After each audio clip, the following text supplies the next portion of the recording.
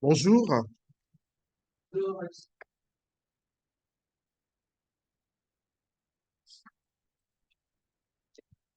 Est-ce que tu enregistres?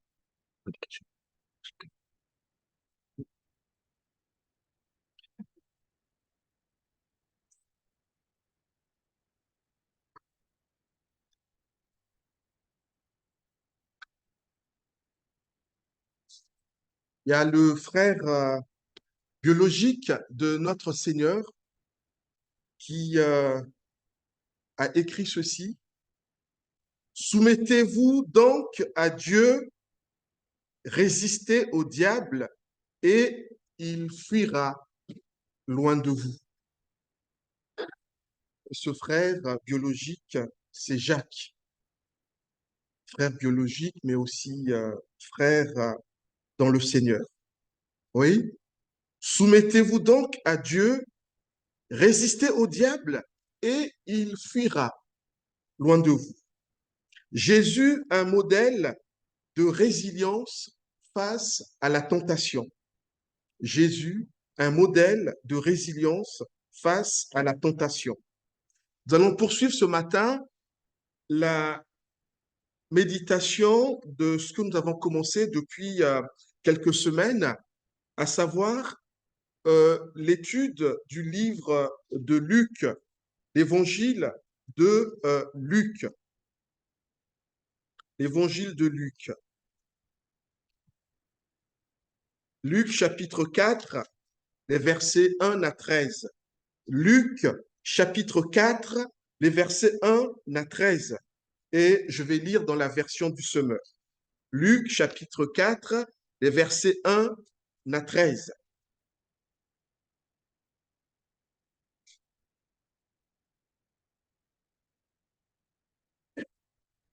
Jésus, rempli de l'Esprit Saint, revint du Jourdain et l'Esprit le conduisit dans le désert, où il fut tenté par le diable durant 40 jours. Il ne mangea rien durant ces jours-là, et quand ils furent passés, il eut faim.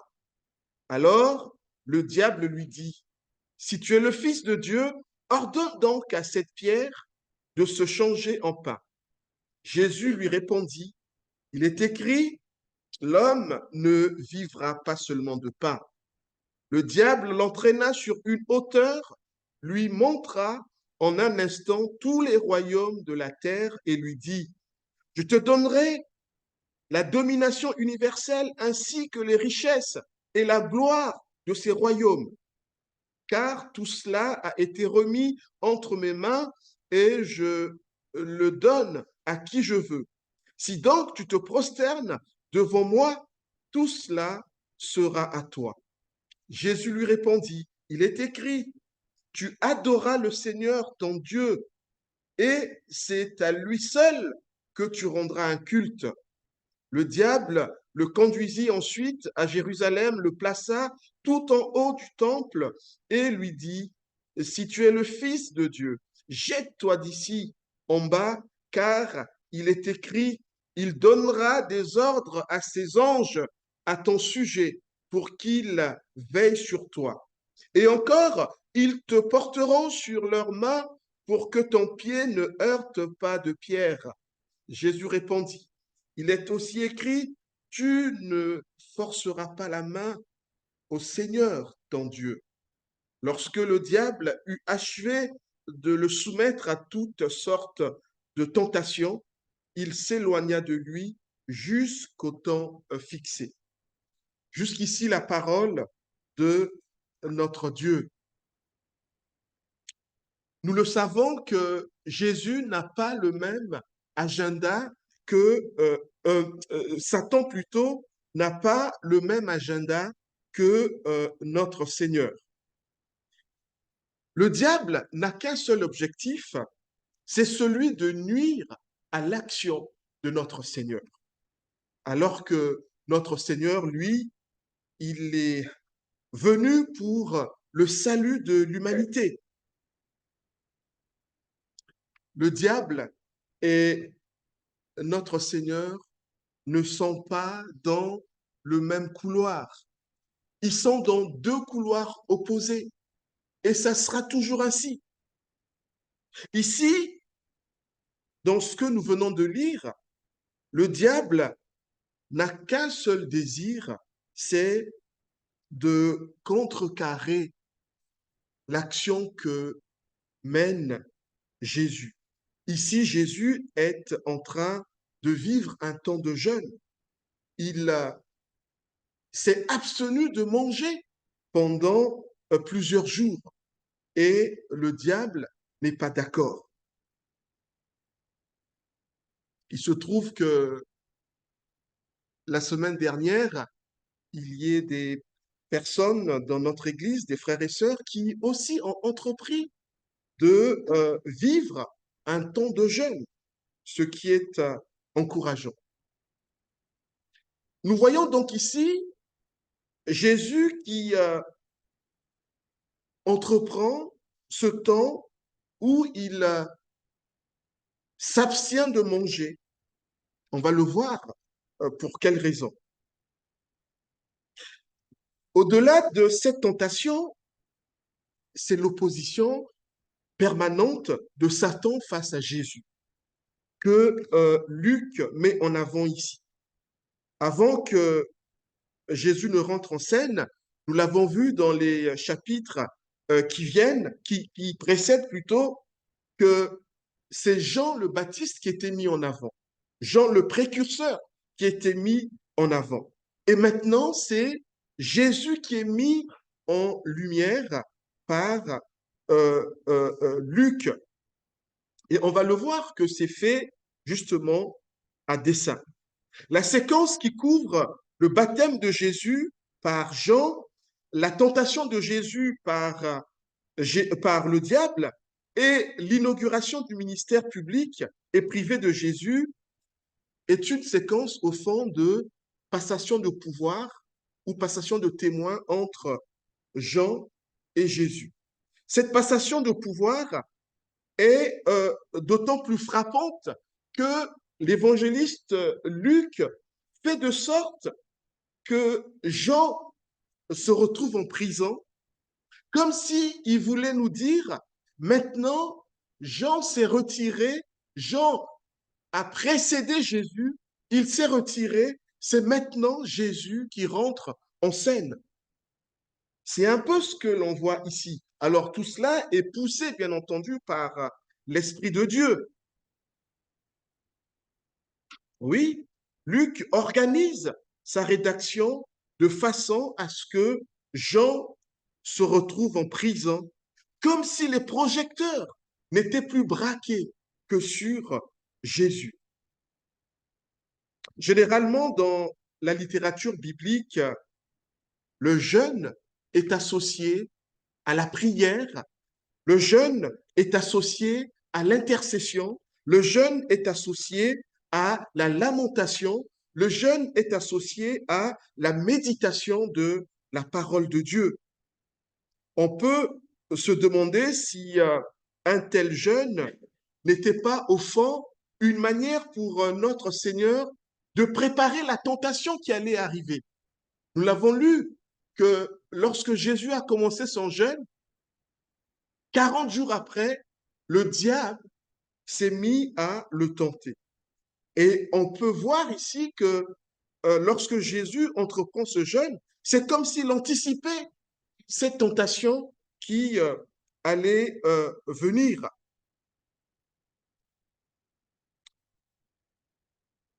Jésus, nous le savons, lorsqu'il commence son ministère, avait une trentaine d'années.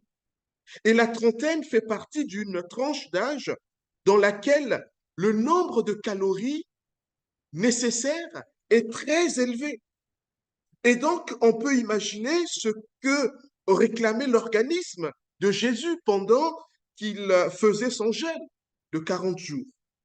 C'est dire que la tentation était très forte pour Jésus de céder soit à ce que lui réclamait son corps, parce que les calories, il en avait besoin, ou encore de céder à aux sollicitations de l'ennemi. À travers son jeûne, le Christ anticipe la mise à l'épreuve de cette tentation. Il y trouve les ressources nécessaires en Dieu seul pour faire face à cette tentation. Évidemment, suite à ce long jeûne, Jésus va ressentir la faim. Oui, c'est un indice qui nous montre que Jésus était un homme, comme vous et moi, un être humain. Lui, Dieu, s'est fait homme. Et donc, il pouvait aussi avoir ce sentiment de faim, de soif. Et là, au bout de 40 jours, ben oui, il a faim. Et le diable va profiter de cette faiblesse de notre Seigneur pour tenter Jésus. Il va profiter de cette faiblesse. Et généralement, le diable nous tente que à partir de nos faiblesses. C'est à partir de nos faiblesses que le diable nous tente. Alors, nous savons que notre Seigneur Jésus n'a jamais péché. Il n'est pas pécheur. Sur le plan moral, il n'a pas de faiblesse. Mais sur le plan physique, il pouvait en avoir tel que là, il avait faim. Mais nous, à comparer à notre Seigneur, nous avons des faiblesses morales. Nous sommes pécheurs. Et nous avons des faiblesses physiques. Nous devons d'autant redoubler d'efforts pour rejeter les agressions de l'ennemi. Parce qu'il cherchera à nous tenter toujours par rapport à nos faiblesses. Et si nous voulons être à l'abri de ces attaques, de ces tentations, eh bien, nous devons anticiper ces tentations. Pour cela, nous devons être conscients de nos faiblesses. Et chacun de nous doit savoir quelles sont ses faiblesses. Si je suis conscient de mes faiblesses, je peux anticiper les tentations de l'ennemi. Parce que lui, aussi longtemps qu'on sera sur terre, il nous tentera toujours. Et à nous d'anticiper ces tentations. Comme ici, on a vu Jésus a commencé à faire ce jeûne avant que n'arrive la tentation. À travers ces 40 jours de jeûne, nous pouvons y voir également un concentré ou un résumé de toute l'action que notre Seigneur va mener 3 années durant sur terre. C'est comme si cette tentation et cette phase de tentation était un résumé du ministère de notre Seigneur pendant 3 ans. Le jeûne est une manière d'être focus sur notre Dieu. Et donc, Jésus, nous le savons, a été focus sur Dieu non seulement pendant cette phase de jeûne, mais tout au long de son ministère. Il a été focus jusqu'à la croix, en obéissant à notre Seigneur. De la même manière que le diable a cherché à dérouter Christ durant son temps de jeûne, de même, il cherchera aussi à dérouter notre Seigneur tout au long de son ministère. Malheureusement pour Satan, comme nous le montre ici l'évangéliste Luc, dans les passages qui vont suivre, où l'on voit Jésus en train d'enseigner, Jésus en train d'expliquer, d'interpréter comme il se doit la parole de Dieu, Jésus en train de guérir les malades, Jésus en train d'exorciser, de chasser les démons. On voit qu'à travers toutes ces actions, l'enseignement, l'interprétation de la parole de Dieu, les guérisons, l'exorcisme, Jésus, au fond, est en train de réduire le champ des possibles du diable. Et Jésus est venu pour réduire le champ des possibles du diable. Cette tentation est une sorte ici de stress test de test de résistance au combat à venir contre Satan. Oui, Satan lance un défi à notre Seigneur. Et ce défi a pour seul but de faire chuter notre Seigneur. Un stress test voulu par Dieu, puisque c'est l'Esprit de Dieu qui pousse notre Seigneur à se rendre dans le désert. Donc, c'est une tentation, je veux dire une tentation, oui, c'est une tentation qui est voulue par Dieu. Mais j'aimerais là quand même, oui, euh, m'arrêter pour ne pas qu'il y ait confusion. Notre Dieu ne tente pas. Et d'ailleurs, c'est Jacques que l'on a cité en début de message qui nous le dit. Notre Dieu ne tente pas. C'est le diable qui tente. Notre Dieu éprouve. Parce que lorsque le diable tente, c'est pour que nous chutions. Mais notre Dieu ne voudra jamais que l'on chute. Alors que le diable, lui, il veut que nous chutions, donc il va nous tenter. Mais Dieu peut nous éprouver. Dieu, en nous éprouvant, il veut qu'on s'élève. Est-ce que vous voyez la différence entre la tentation et l'épreuve?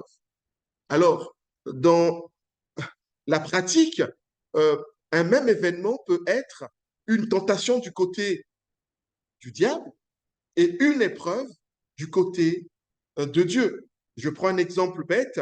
Quelqu'un peut se retrouver au chômage.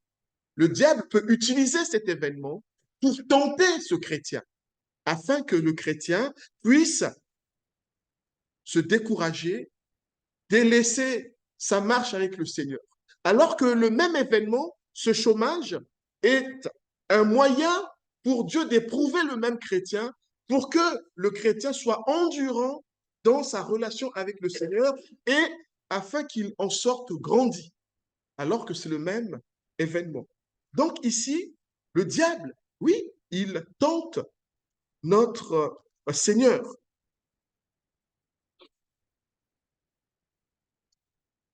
Cette tentation, donc, est une sorte de stress test que Dieu a voulu, puisque c'est le Saint-Esprit qui a conduit dans le désert notre Seigneur pour qu'il y soit tenté. Un stress test de 40 jours, un test de résistance au combat, à l'épreuve, parce que notre Seigneur s'apprête à rentrer dans son ministère. Et là, le Seigneur est en train de le tester. Alors, Dieu le teste non pas parce qu'il veut savoir est-ce que mon fils sera capable d'assumer ce ministère. Il le sait déjà qu'il en sera capable. Mais c'est pour montrer à l'ennemi que celui-ci est mon fils, tu ne pourras rien contre lui. Tu vas commencer par le tenter, là, tu ne pourras rien. Et tout au long de son ministère qui durera 3 ans et demi, tu ne pourras rien le faire. Finalement, tout au long de son ministère jusqu'à la croix, ça sera le combat contre le diable. Ce combat, bien entendu, sera définitivement remporté par notre Seigneur. Voilà. Depuis la tentation d'Adam et d'Ève, dès les origines, et là je vous renvoie à Genèse chapitre 3, jusqu'à notre tentation, en passant par celle de Jésus, le tentateur n'a pas changé son mode opératoire. Sa technique est restée la même. Il s'agit de faire douter sa victime. Le Seigneur a vraiment dit ça. Dans son modus operandi, son mode opératoire, le diable, en tant qu'il est menteur, sème le doute chez celui à qui il veut, chez celui à qui il veut tenter, autrement chez le croyant. Il sème le doute en tordant les Écritures. Et il n'a pas changé. Il a commencé cette technique depuis Adam et Ève. Et il continue avec Jésus. Et jusqu'à nous, il continue.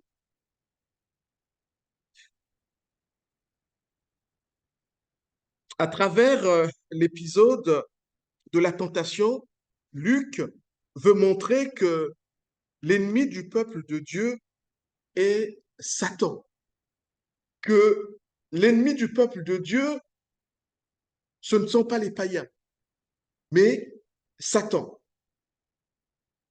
Rappelez-vous, lorsque nous avons commencé à étudier ce livre, nous avons vu que l'évangéliste Luc s'adressait à un ami à lui, Théophile, qui lui est païen. Et donc, ce livre, Luc l'a adressé à Théophile pour que Théophile soit convaincu que ce qu'il avait entendu de Jésus était exact, que c'était authentique. Donc, c'est un livre qui est destiné à un public païen, au départ, contrairement à l'évangile de Matthieu, qui, au départ, est destiné aux Juifs. Mais ici, l'évangile est destiné aux païens. Et donc, Dieu, à travers Luc, veut montrer aux païens qui liront ce livre que ce Jésus qui est venu, il n'est pas venu pour faire la guerre aux païens, mais il est venu pour faire la guerre au diable. Parce qu'à l'époque, selon la compréhension qu'avaient les Juifs, c'est que les païens étaient ennemis des Juifs. Et donc, Luc, en écrivant à Théophile, il faut qu'il montre à Théophile que, mon ami, oui, Jésus est juif, mais il n'est pas venu pour faire la guerre aux païens. Son ennemi, c'est le diable. Son ennemi, c'est le diable. Et une telle approche est rassurante pour ceux qui allaient lire cet évangile. Remarquez que cet épisode est placé de manière à ce que ça soit avant le début du ministère de Jésus. Une manière de dire que l'ennemi, l'opposant numéro un, est le diable et non pas le peuple païen. L'évangéliste Luc, à travers ce récit, nous montre à juste titre que le diable n'a pas la même grille de lecture de la parole de Dieu que notre Seigneur. Le diable commence par tenter notre Seigneur en jetant le doute sur l'éclatante affirmation que venait de faire Dieu le Père lors du baptême de Jésus. Dans les passages qui viennent plus haut, le baptême de Jésus, il nous est dit, une voix retentit alors du ciel. Tu es mon fils bien-aimé, tu fais toute ma joie. C'est Dieu, le Père, qui l'a déclaré. Et le diable veut semer le doute dans l'esprit de notre Seigneur. Est-ce que tu es vraiment le Fils de Dieu? Alors que Dieu venait de le dire. Vous voyez, quand je vous disais que la technique du diable, c'est celle-là, c'est de nous faire douter. Et pourtant, Dieu le Père vient de le dire. Celui-ci est mon fils bien-aimé. Mais quelques instants plus tard, le diable veut mettre cela à l'épreuve. Puisque tu es le Fils de Dieu, change ces pierres en pain. Il lance un défi au Seigneur. Probablement qu'à cet instant, le diable s'attend à ce que Jésus, par un sursaut d'orgueil, prouve qu'il est vraiment le Fils de Dieu en changeant les pierres en nourriture. Mais s'il le fait, c'est son jeûne qui va cesser et le diable va se frotter les mains. Jésus ne cherche pas à utiliser son pouvoir de Fils de Dieu pour de mauvaises raisons. Jésus ne veut surtout pas passer pour un magicien. Et il y a là, me semble-t-il, un contraste saisissant entre tous les prétendument faiseurs de miracles de nos jours et l'attitude de notre Seigneur. Lui qui est le Fils de Dieu, qui a tout pouvoir. Pendant son ministère sur terre, Jésus n'a pas fait les miracles pour les miracles. C'est pour un but que Jésus a accompli les miracles, pour un projet que notre Seigneur a accompli les miracles. Il n'a pas fait cela pour se faire mousser, c'est pour un but. Et ce but, c'était de confirmer qu'il est le Messie. C'était pour confirmer sa messianité, que ce que les prophètes avaient annoncé était bel et bien vrai. Lorsque Jésus accomplissait les miracles, c'était pour montrer au peuple juif qu'il est ce Messie qui avait été annoncé. Lorsque Jésus accomplissait les miracles, c'était pour annoncer sa mort à la croix. Parce qu'à la croix, il allait porter le jugement qui allait retomber sur les hommes et les femmes.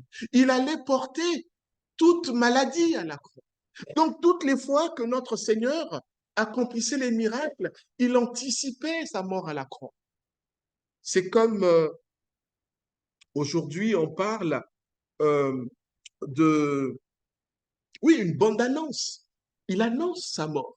Oui, je vais mourir à la croix pour le jugement qui devrait tomber sur vous. Je vais mourir à la croix pour porter vos maladies. Notre Seigneur n'accomplissait pas les miracles pour amuser la galerie. Il y avait un but à cela. Dans le but de résister et de tenir ferme face à cette tentation diabolique, et c'est vraiment le cas de le dire ici, Jésus en appelle à la parole de Dieu. À la tentation qui vient du diable, Jésus oppose une parole de l'Écriture que l'on trouve en Deutéronome chapitre 8, verset 3. C'est ce que nous avons lu. Et nous savons que cette parole, Jésus l'a puisée dans ce que avait écrit Moïse autrefois, où Moïse a écrit lorsque le peuple était dans le désert, le peuple d'Israël était dans le désert. Moïse a dit, l'homme n'a pas seulement besoin de pain pour vivre, mais aussi de toute parole que Dieu prononce. De la même manière que Dieu avait mis à l'épreuve son peuple d'Israël dans le désert pendant 40 ans.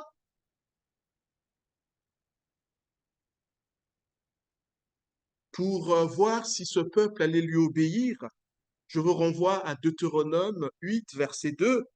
Dieu, par cette tentation, éprouve, ne tente pas, mais éprouve Jésus afin de mettre en évidence les dispositions intérieures de son Fils quant à son obéissance.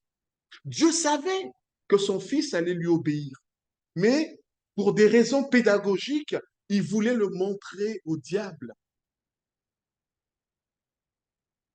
Bien que la nourriture physique soit nécessaire et vitale pour l'homme, elle n'est pas pour autant suffisante.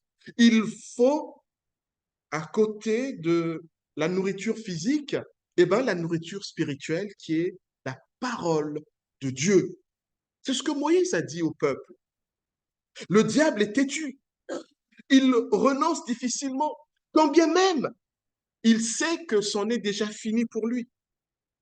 Bien que Jésus n'ait pas cédé à la première tentation, la suite du texte de Luc montre combien le diable va redoubler d'efforts en y mettant toute son énergie, son ingéniosité maléfique pour aligner euh, d'autres tentations par rapport à la richesse, par rapport au pouvoir. Il fait miroiter cela à notre Seigneur. Si tu fais ceci, je te donnerai tout ceci. Tout ceci m'a été donné. Mais malheureusement pour lui, notre Seigneur ne tombe pas dans le panneau. Il ne tombe pas dans le piège. Mes amis, nous ne sommes pas plus grands que notre Maître Jésus. Si lui a été tenté, nous le serons à plus forte raison. De la même manière que notre Seigneur Jésus a convoquer la parole de Dieu pour résister à la tentation, eh bien, il nous faut aussi faire de même, faire appel à la parole de Dieu, étudier cette parole, méditer cette parole pour pouvoir résister, pour pouvoir, oui, tenir ferme. Et nous devons faire appel à cette arme de manière défensive, mais aussi offensive, toutes les fois que nous sommes tentés par notre ennemi commun. C'est à juste titre que l'apôtre Paul conseille aux chrétiens de l'Église d'Éphèse de faire bon usage de l'armure du combat spirituel. Je vous renvoie à Éphésiens chapitre 6.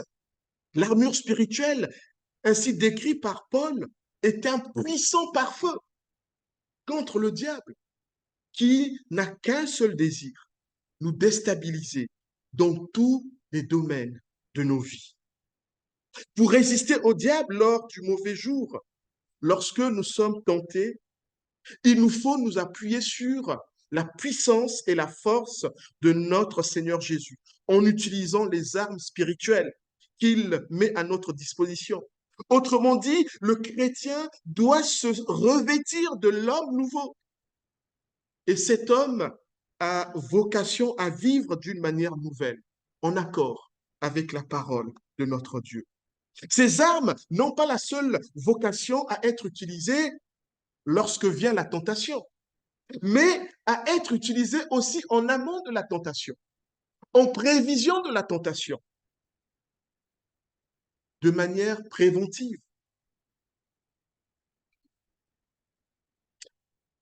Certains parmi nous ici savent que j'ai une santé précaire et par rapport à cela, euh, en chaque début de saison grippale, eh ben, la sécurité sociale m'envoie un bon pour que je me fasse vacciner.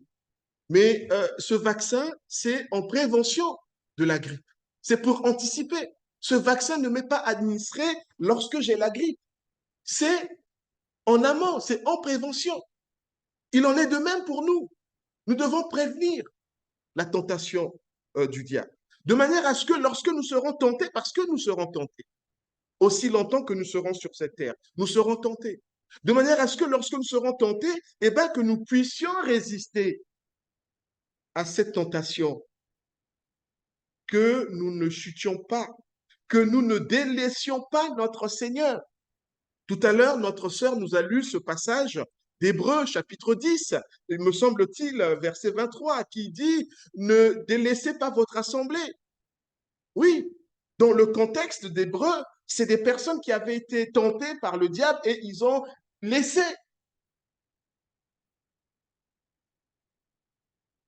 Les amis, nous devons anticiper. Il est recommandé de se faire vacciner de manière, alors c'est un terme médical, prophylactique, c'est-à-dire en prévention contre la grippe, de façon à ce que notre système immunitaire soit capable de résister contre le virus en cas d'attaque. De même, le chrétien doit impérativement utiliser jour après jour les armes du combat spirituel dans le but de prévenir l'attaque du diable le mauvais jour. Il s'agit simplement de vivre jour après jour dans la vérité, dans la droiture ou la justice, dans la disponibilité à servir l'évangile de la paix. Il est question de vivre également en se saisissant de la foi, en ayant l'assurance du salut et en méditant et en appliquant la parole de Dieu, comme nous le montre en exemple l'épisode de la tentation de Jésus. Oui, nous devons prier. Quand je dis méditer la parole, je ne suis pas en train de dire que nous devons faire que ça. Oui, nous devons étudier, méditer la parole de Dieu, la mettre en pratique. La prière aussi. Thomas nous l'a rappelé dimanche dernier, que la prière est centrale. Nous devons prier. Nous pouvons faire le jeûne aussi, comme l'ont entrepris nos frères et sœurs en Église. Et comme le fait ici notre Seigneur. Mais au-delà de tout cela, le combat doit être tourné aussi en s'appuyant sur les armes que Dieu nous a données. Et ces armes, c'est la parole de Dieu.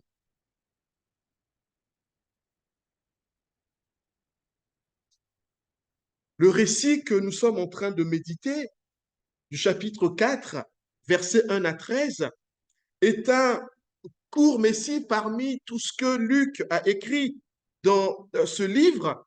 Et donc, ce micro-récit de la tentation a une double visée.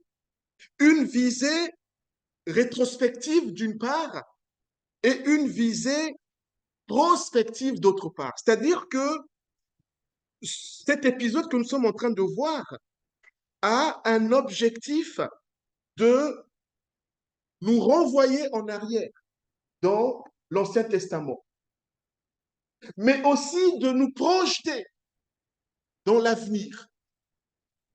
Voilà le but de ce que Luc est en train de nous rapporter ici. Pour ce qui est de la rétroprospection, c'est-à-dire le fait de repartir en arrière, les 40 jours de Jésus dans le désert font écho aux 40 années dans le désert du peuple d'Israël. Vous voyez, on repart dans l'Ancien Testament. Oui, sous la conduite de Moïse. Dans ce désert, autrefois, le peuple d'Israël avait eu également faim, comme ici, Jésus dans le désert a faim. Cet écho est renforcé du fait aussi que Jésus invoque le livre du Deutéronome. Or, nous savons que le Deutéronome est le livre qui vient tout juste avant la sortie du désert et avant l'entrée dans le pays promis. Comme ici, la tentation de Jésus dans le désert vient tout juste avant que Jésus ne rentre dans son ministère. À travers cette tentation, Jésus veut montrer qu'autrefois, les Hébreux, durant leur séjour de 40 années dans le désert, ont échoué. Ils ont pour la plupart cédé à la tentation, alors que lui, durant cette phase, cette présence de 40 jours dans le désert, réussira là où le peuple d'Israël dans le désert avait échoué avant de rentrer dans la terre promise. Cette tentation dans le désert est une répétition de ce que Jésus vivra tout au long de son ministère jusqu'à la croix.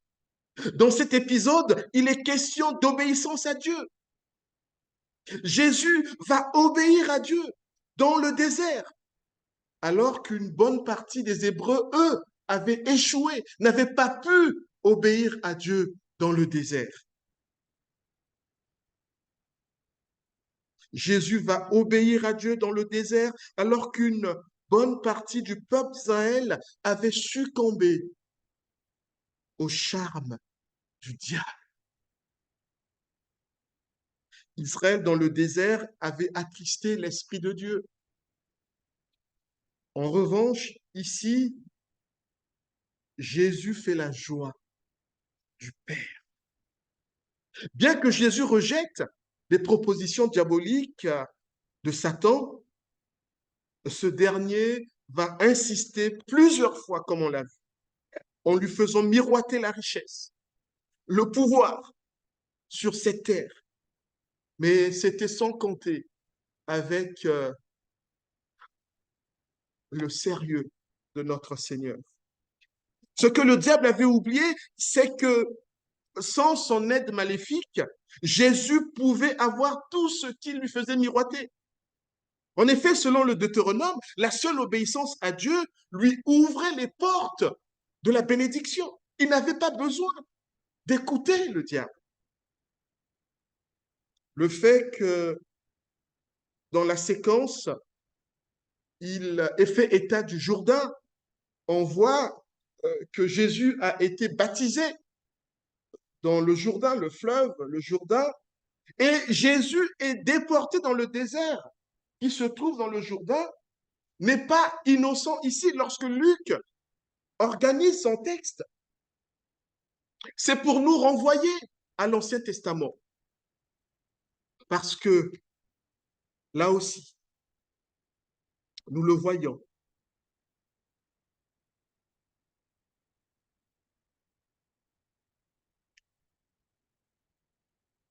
nous voyons que Job, avant que le peuple ne rentre dans la terre promise, Job a donné des instructions au peuple pour la traversée du Jourdain. Donc, ici, ce n'est pas innocent. Le fait que dans la séquence, il est fait état donc du Jourdain nous renvoie également à l'épisode où le peuple d'Israël était arrivé au bord du fleuve avant que Josué donne les instructions pour la traversée du Jourdain et l'entrée dans le pays que Dieu leur avait promis. Vous voyez, donc c'est un récit qui nous renvoie dans l'Ancien Testament. Mais nous avons vu aussi que ce micro-récit avait un autre but, une autre visée, c'est de nous projeter dans l'avenir. Donc, ce qui concerne l'objectif prospectif, eh ben, les 40 jours de Jésus dans le désert sont quelque part un concentré de la traversée du désert de Jésus lui-même, mais aussi la traversée du désert de ses futurs disciples tout au long de leur vie sur terre.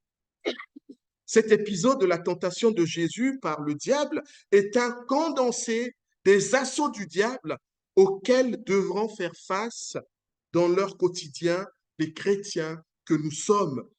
En tant que nous sommes de passage sur cette terre, nous, chrétiens, devrons résister au diable en attendant la délivrance finale de la nouvelle terre promise, la nouvelle Jérusalem.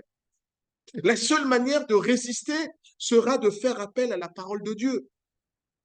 C'est d'ailleurs cette même parole que Jésus, en tant qu'il est le Messie, s'apprête à aller annoncer, à aller prêcher, parce qu'il est à l'orée de son ministère terrestre. Oui, Jésus reste un modèle pour chacun d'entre nous. Ici, c'est l'exemple du jeûne qu'il nous donne, l'exemple de la résistance à la tentation qu'il nous donne. Tout à l'heure, je disais que des frères et sœurs avaient entrepris aussi de faire un jeûne au sein de notre communauté, ce qui est louable. Et j'allais dire, à côté de ce jeûne, nous pouvons aussi nous poser la question sur ce que nous faisons à côté, déjà que nous apporte le jeûne. Quelle est la place du jeûne alternatif dans nos habitudes? Oui, en plus du jeûne alimentaire, le jeûne alternatif n'est pas de trop. En effet, il n'est pas incongru de marquer de temps en temps des moments de pause au cours de l'année. Pour ce faire, il y a lieu de s'abstenir de ce qui peut nous accaparer, tels que les médias digitaux, Internet, réseaux sociaux, téléphone, télévision et que sais-je. De la même manière que nous allons faire un jeûne alimentaire, eh bien, il nous faut aussi prendre du temps pour nous poser et faire ce jeûne alternatif, de voir ce qui nous accapare, ce qui, oui, accapare notre attention. Et tout cela est complémentaire. C'est pas en opposition. Le jeûne alternatif n'est pas en opposition avec le jeûne alimentaire. Une telle coupure permet, au même titre que le jeûne alimentaire, de se consacrer davantage à la prière, à la repentance, à l'intercession, voire à la lamentation et à la méditation de la parole de Dieu. Comme le fait si bien remarquer le prophète Isaïe Ésaïe 58, le vrai jeûne, c'est celui qui se fait tout en veillant à vivre l'amour pour Dieu et l'amour pour son prochain. Et pendant ces 40 jours qui annonçaient le ministère de Jésus, Jésus a vécu 3 ans de ministère, finalement, sous forme de jeûne, puisqu'il a aimé Dieu et il a aimé son prochain. C'est ce que Ésaïe nous dit. Le jeûne revient à vivre l'amour pour Dieu, l'amour pour son prochain. En d'autres termes, si nous voulons que notre jeûne soit agréé par Dieu, il nous faut vivre dans l'obéissance c'est-à-dire en mettant en pratique la parole de Dieu. Et nous savons que l'évangéliste Jean nous dit dans son évangile que celui qui aime Dieu, c'est celui qui obéit au commandement du Père.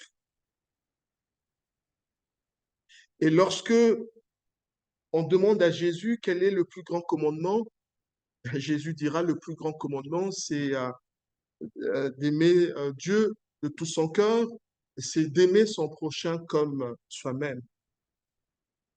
Et c'est ce que Jésus est venu nous montrer tout au long de son ministère sur terre.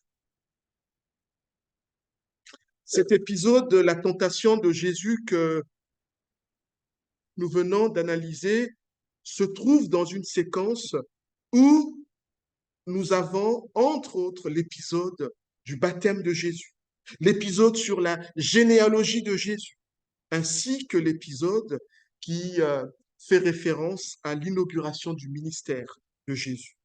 Lors du baptême de Jésus, l'Esprit de Dieu est descendu sur Jésus et une voix venue du ciel, une voix, donc la voix du Père, s'est fait entendre. Celui-ci est mon fils bien-aimé, celui qui fait toute ma joie. Le même esprit qui est descendu sur Jésus lors de son baptême est aussi celui qui va conduire Jésus dans le désert, c'est ce que nous avons vu, pour qu'il soit tenté par le diable. Le but de cette tentation était de faire éclater la réalité de l'affirmation que Dieu, le Père, venait de faire lors du baptême. Celui-ci est mon fils bien-aimé, celui qui fait toute ma joie.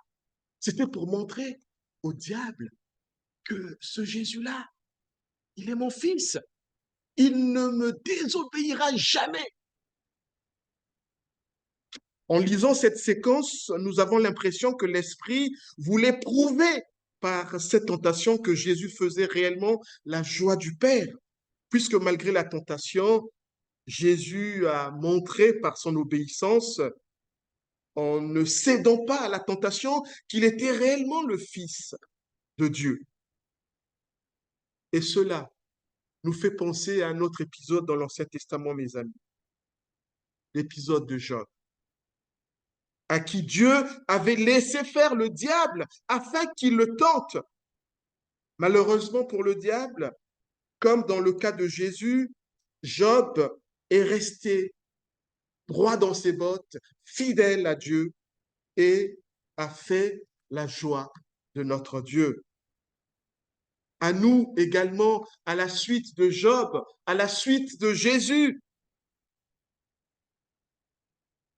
de ne pas céder aux différentes tentations du diable afin que nous puissions réjouir notre Dieu au lieu de l'attrister. Alors que l'évangéliste Matthieu propose une généalogie de Jésus pouvant mieux parler au premier destinataire au premier destinataire qui étaient les Juifs, parce que Matthieu, dans sa généalogie, vous allez le lire chez vous, il va mettre en lumière Abraham et David lorsqu'il établit cette généalogie de Jésus. Mais il le fait à dessein, bien sûr, toujours poussé par l'Esprit de Dieu. Parce que les premiers destinataires de Matthieu étaient une population juive. Et ce qui pouvait parler à cette population, ben, c'était, ben, si on leur parle d'Abraham, ben, ils savaient que Abraham était le père d'Israël. David était le roi d'Israël. Et ça parlait. Et donc, lorsqu'il présente la généalogie de Jésus, il va insister sur Abraham et David. Mais Luc, lorsqu'il présente la généalogie de Jésus, il va prendre une généalogie inversée. Il ne va pas forcément parler d'Abraham, mais il va insister sur Adam. Vous pourrez lire ça chez vous. Cet épisode vient tout juste avant le texte que nous sommes en train de méditer. Il insiste sur Adam et non pas sur Abraham. Il part de Joseph et il finit par Adam. Et pourquoi est-ce qu'il fait ça? Parce que Adam est le père des humains, qu'il soit juif ou non, qu'il soit païen ou non. Et donc, quelque part, ici, lorsque Luc propose cette généalogie, qui est vraie, c'est pour parler à son lectorat, au lecteur, pour qu'ils se disent que, ben oui, ce Jésus qui est venu n'est pas seulement le Jésus des Juifs, mais il est aussi notre Jésus à nous, puisque nous avons avec lui en commun Adam. Oui, certainement que Luc veut montrer à ses lecteurs païens, notamment à Théophile, que Jésus est venu également pour les païens. La preuve, c'est ce que la généalogie se termine par Adam, pour bien montrer qu'Adam est l'ancêtre biologique de tous les êtres humains, juifs et non juifs, païens et non païens. C'est dire que la venue de Jésus concerne également les non-juifs. Si Abraham est le père biologique des Juifs, et nous savons avec recul que dans la foi en Jésus-Christ, Abraham est le père de tous ceux qui ont placé leur confiance en Jésus. Mais au moment où cela est écrit, pour les Juifs, oui, leur père, c'est Abraham. Adam est le père de toute l'humanité, juif et non juif. C'est pour cela que Luc organise son récit de cette manière-là. Et c'est important pour que nous puissions comprendre la pensée de Dieu, la structure de comment ça a été agencé est importante. Ça n'a pas été fait au hasard. Le Saint-Esprit n'a pas fait cela au hasard. C'est pour une raison. C'est pour que nous puissions comprendre ce que Dieu veut nous dire. Et ce que Dieu veut nous dire, nous allons le comprendre dans sa structure, dans la forme, mais aussi dans le fond. Et c'est très important. Je le dis régulièrement ici. Si nous ne faisons pas attention à la structure, à la manière dont l'Esprit de Dieu a conduit les auteurs, eh bien, le danger, c'est que nous puissions faire dire des choses à Dieu qu'il ne nous a pas dit, qu'il ne nous a pas dites. Avant d'inaugurer son ministère, Jésus a fait ses preuves en montrant qu'il était obéissant à Dieu et donc légitime pour prêcher au peuple en lui demandant de changer et de renoncer à ses mauvaises voies. Oui, et ça, c'est avant qu'il ne commence à enseigner, avant qu'il ne commence à prêcher. Lui-même, il a passé ce test de résistance. Cette attitude de Jésus nous interpelle et nous pousse à vivre nous-mêmes ce que nous prêchons. Et ça, je me le dis à moi-même. Quelque part, la Bible dit, oui, que c'est, oui, le Seigneur nous demandera, mais Aristide, tu as prêché ça, ça, ça. Mais est-ce que tu as vécu cela?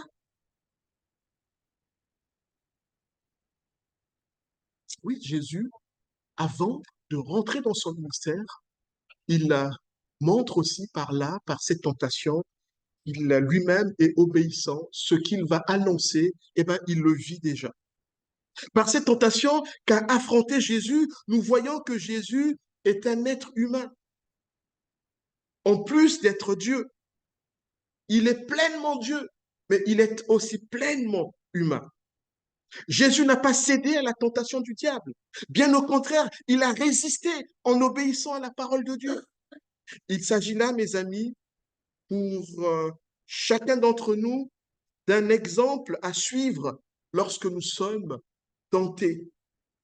Jésus, en tant qu'il est fils de Dieu et faisant la joie de son Père, ne peut pécher, mais il a pu être tenté. Et là, nous voyons que la tentation n'est pas un péché. Le diable nous tentera toujours. La tentation n'est pas un péché. Le péché, la tentation se transforme en péché lorsque nous cédons à la tentation. C'est là que nous péchons. Jésus n'a jamais péché, mais il a été tenté. Donc, la tentation n'est pas un péché. C'est lorsque nous cédons à la tentation que nous péchons. Nous péchons lorsque nous cédons à la tentation. Comme Jésus résistant à la tentation.